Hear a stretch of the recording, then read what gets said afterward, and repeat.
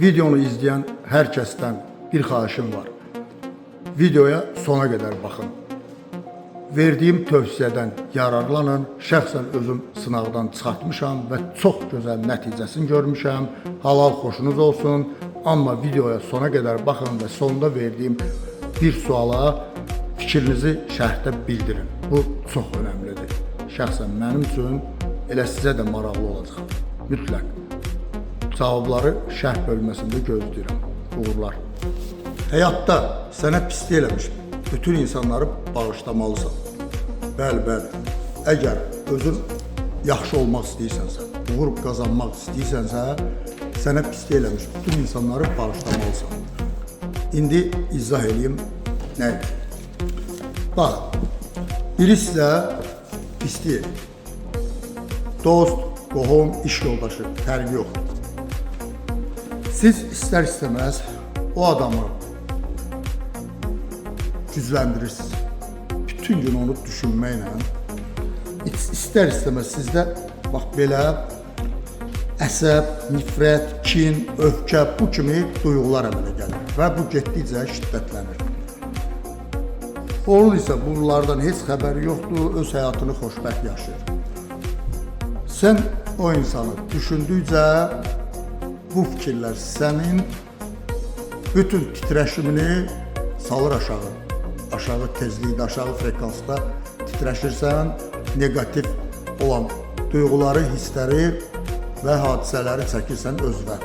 Nəticədə sən zəifləyirsən, o isə güclənir. Bəs yaxşı, bağışlamaq nəyi dəyişir?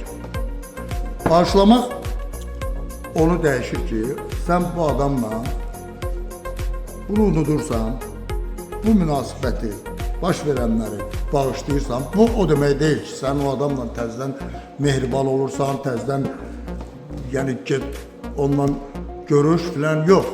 Sadəcə sən içində, özündə, özlüyündə, qəti şəkildə əmin olmalısan ki, ona, o insana aid sənin qəlbində bir zərrə nifrət, kin, negatif bir his qalmadı. O zaman sənin ona xərclədiyin, bax bu enerji, onu düşünərək, əsəb, gərgin, hisslər, xoş olmayan negatif duyğular özünə qalır. Yəni artıq ona getmir və həmin o hisslər içindəki yaraları, əsəbi, kini bunu sağaldır. Və nəticədə ümumiyyətlə inkişaf, uğurlar, həyatda yaxşı şeylər hamısı sevgiyə bağlıdır. İnsan sevgi ilə yaranır. Bu yaradıcı da insanı sevgi ilə yaradıb və sən ona bəslədiyin kini, enerjini özünə sərf edirsən və içində yaraları sağaldırsan və içində bir müsbət aura, özündə bir sevgi formalaşır və tədricən sənin bütün auran, bütün əhvalın, titrəyişin yüksəlir. Və nəticədə bu həm sənin üçün bir məktəb olur, növbəti dəfə səni heç kim onu kimi qıra bilmir, həm o enerjini özünə sərf edib, özün tam mükəmməl sağalırsan və həm də nəticədə özün içində yeni bir dünya yaranır, daha güllü, çiçəkli, təravətli, gözəl bir dünya, sevgi dolu bir dünya. Və təbii ki, ən əsas da sənin titreşimin qalxır və bu da yüksək titreşim, yüksək duyğular, yüksək enerji, daha gözəl şeyləri özünə çəkirsən, daha gözəl insanlar ətrafına cəlb edirsən.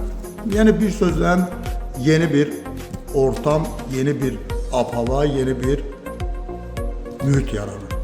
Bəli, zaten bir başqasını düşünmək, ona kim bəsləmək, onun haqqında ona heç bir təsirləmir, əksinə onu gücləndirir. Bəli, məhz hər şey ilə birinci oradan başlayır. Sənə ilk xatırladığın gündən bu günə qədər ən pis belə pislik eləmiş insanları öz inkişafın üçün bağışlamalısan. Ən acı, ən pis xatirələri də elə onlarla birlikdə unutmalısan. Onu da bir qaydasını mən bir dəfə sizə demişdim, yenə deyirəm. Ən yaxşı halda əgər onu belə unuda bilmirsənsə, deyəcəklərini, fikirlərini hamısını bir kağıza yaz və sonra apar onu cır, yandır, at və bununla da sakitləşəsən. Bu günləri səni narahat edən sadəcə mənim şəxsən özümə aid olan bir şeydir. Əgər mən kiməsə nifrət eləyirəmsə, bu X filan kəs, bu X adama mən nifrət eləyirəmsə, bu nifrət buna aiddir də, buna nifrət eləyirəm. Amma onu öz qəlbimdə gəzdirirəm. Bu isə yaxşı bir şey deyil, o mənim özümə ziyandır.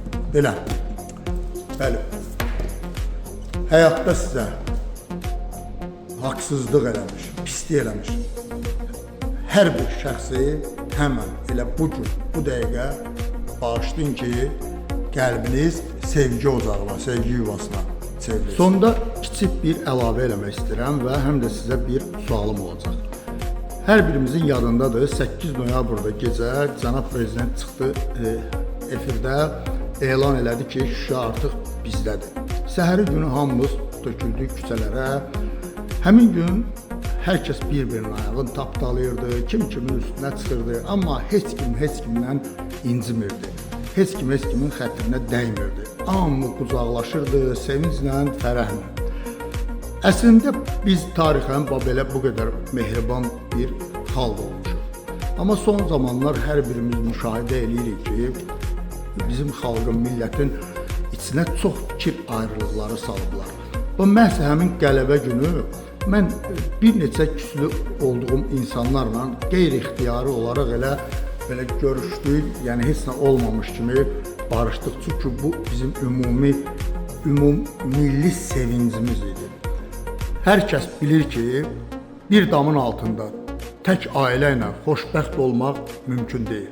İnsan o zaman xoşbəxt olur ki, qonşularla, qohumlarla, cəmiyyətlə bir yerdə qaynayıb qarışanda.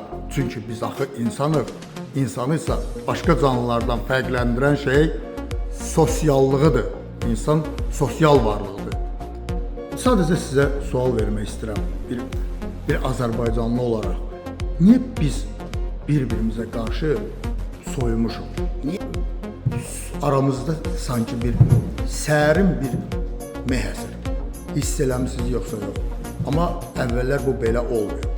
Yəni çox yox, biraz qabaqki illərə nəzər salsaq görəcəyik ki, biz çox mehriban olmuşuq və indi aramızda bu günləri bir çox suallar var ki, hansı ki o suallar əvvəllər yox idi.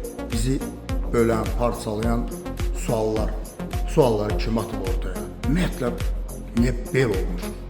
Fikirlərinizi yazarsınız, mənim üçün də maraqlıdır. Və elə bu gecə, bu dəqiqə, bu saniyə üslü olduğun, qəlbində kin, nifrət bəslədiyin insanı bağışla və qəlbini sevgi ilə doldur. Sağ olun.